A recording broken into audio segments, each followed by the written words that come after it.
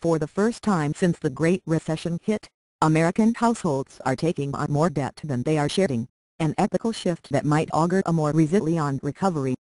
For 2 of the last 3 quarters, American households' total outstanding borrowing on things like credit cards, mortgages and auto loans has increased after falling for 14 consecutive quarters before then.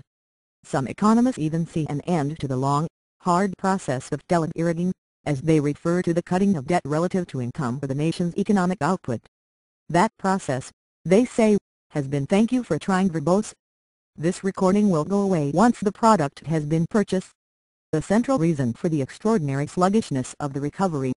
"We're at an inflection point," said Kevin Logan, the chief United States economist for HSBC.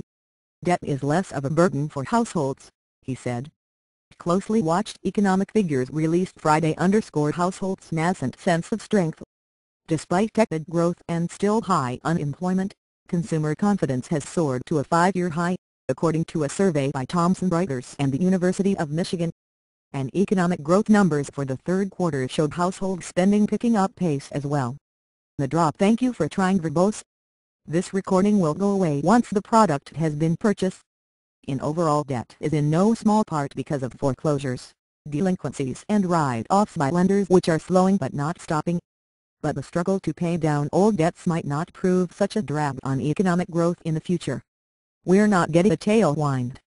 We're losing the headwind," said Mark Zandi, chief economist at Moody's Analytics, who said of the deleveraging process for households and businesses, "It's basically over."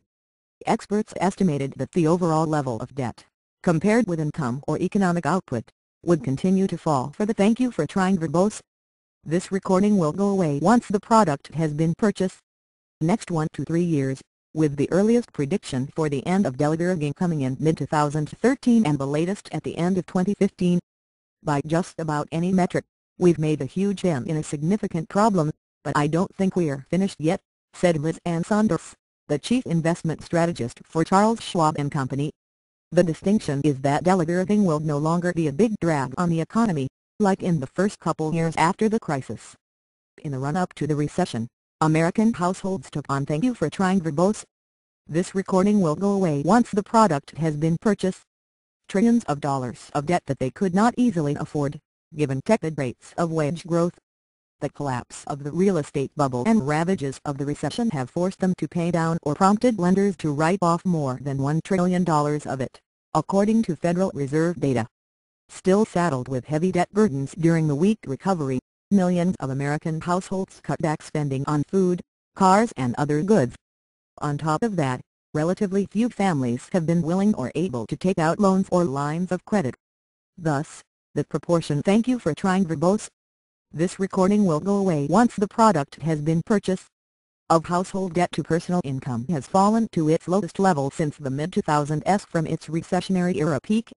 Now, with the economy more stable and interest rates at generational lows, Americans might finally feel more comfortable taking out a loan on a new car or putting money down on a mortgaged home.